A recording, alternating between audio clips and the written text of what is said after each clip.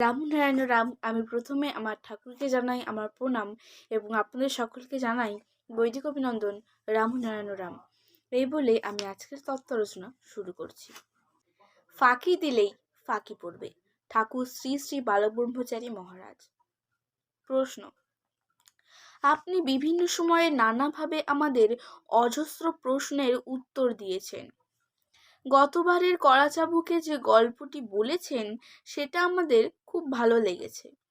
তার মধ্যে অনেক শিক্ষণীয় বিষয় আছে। সেরকম আর একটা গল্প বলুন যার থেকে আমরা কিছু শিক্ষা গ্রহণ করতে পারি। সেদিন রাজনীতি ও ধর্মনীতি নিয়ে কি যেন বলতে বলতে হঠাৎ থেমে গেলেন।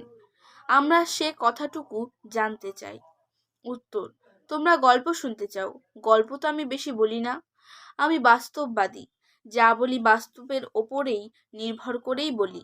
বাস্তবেই কত জীবন্ত গল্প রয়েছে, সে সব বলে শেষ করা যায় না। গল্পের চেয়ে বেশি আর কি বলবো।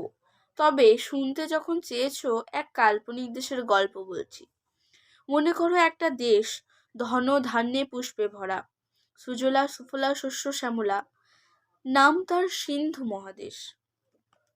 আমাদের এখানকার সিন্ধু দেশ নয়, কিন্তু সেখানে এক সময়ে বেদের খুব চর্চা হতো।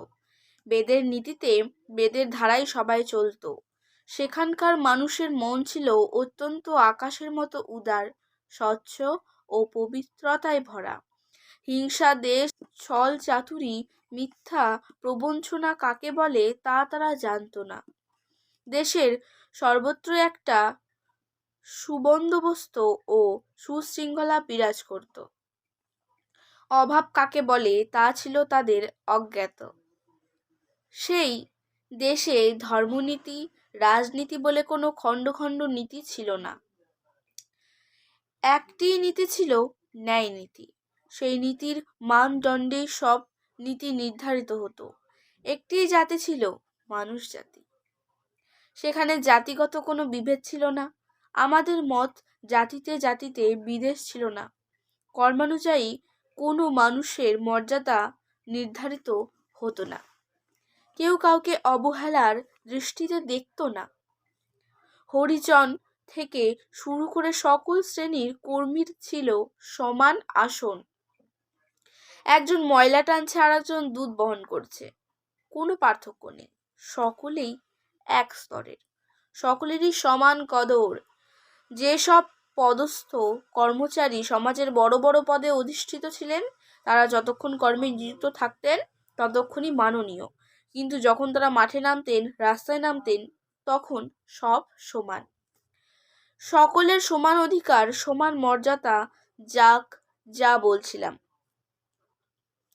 এখন না হয় গল্পের কথা বলছি, কিন্তু গল্প ছাড়াও এই ধরনের কথা আমি অনেক জায়গায় উল্লেখ করেছি। এইভাবে সে সিন্ধু মহাদেশের সমাজ চলত। এক কথায় বলতে পারো সেটা ছিল বেদের সমাজ, আদর্শ সমাজ। এইভাবে সকলের হাসি আনন্দের মধ্যে বেশ কিছুদিন চলল। তারপর হলো কি, এই সমৃদ্ধশালী দেশটির মধ্যে অন্যান্য দেশের কিছু লোক ঢুকে পড়ল। তারা ছিল অত্যন্ত কূটনীতিজ্ঞ। এই দেশ এত সুন্দর শৃঙ্খলায় ভরা, এখানে কোনো অভাব নেই দেখে ওদের গাত্রদাহ হতে শুরু করলো। ওরা চেষ্টা করতে লাগলো কি করে এদেশের শৃঙ্খলা ভঙ্গ করে উশৃঙ্খলতার বীজ বপন করা যায়। দেশের মূল্যবান সম্পদ দেখে তাদেরও লোভ হলো। তারা এদেশের সঙ্গে ব্যবসা বাণিজ্যের সম্পর্ক স্থাপন করে এদেশের ওপর আধিপত্য করতে চাইলো। ভালো করে পথঘাট দেখে নিয়ে আধঘাট বেঁধে তারা তাদের কাজ শুরু করে দিল। তারা সেই দেশের জনগণকে নানা রকম প্রলোভন দেখাতে লাগলো। অনেক সুন্দর সুন্দর ছেলে মেয়ে এনে বিয়ে দিতে লাগলো। তারা অত্যন্ত ধীরে ধীরে এই দেশের জনগণের মধ্যে বিভেদ নীতি সৃষ্টি করার চেষ্টা করতে লাগলো এবং অনেকটা সফল কামও হলো।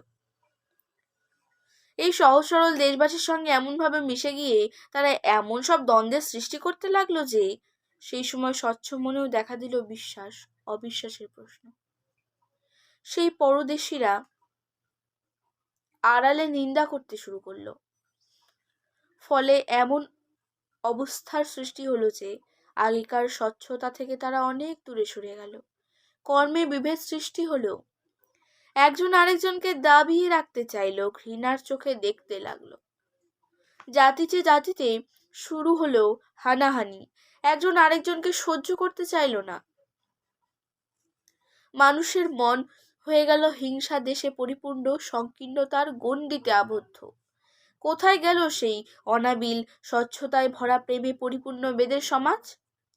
তার পরিবর্তে শয়তানের কারসাজিতে সমাজের এক কুৎসিত চেহারা আত্মপ্রকাশ করলো।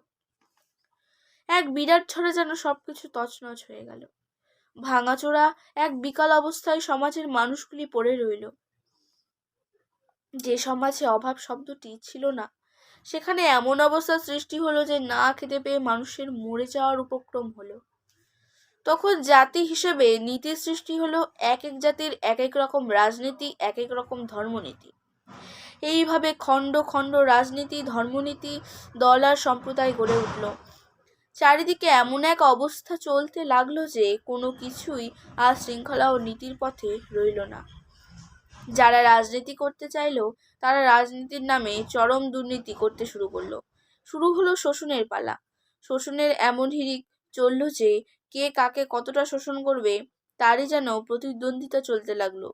সেই সিন্ধু মহাদেশে তখন স্বাধীনতা নেই, স্বাধীন চিন্তা নেই। জনগণ নিজেদের উপর সম্পূর্ণ আস্থা হারিয়ে ফেলেছে, রাজনীতির চাপে পড়ে দুর্নীতির বেড়াজালে আবদ্ধ হয়ে পড়েছে। আর নেতৃস্থানীয়রা দেশের সেবার নামে দেশকে রসাতলে ডুবিয়ে দেওয়ার ব্যবস্থা করছে।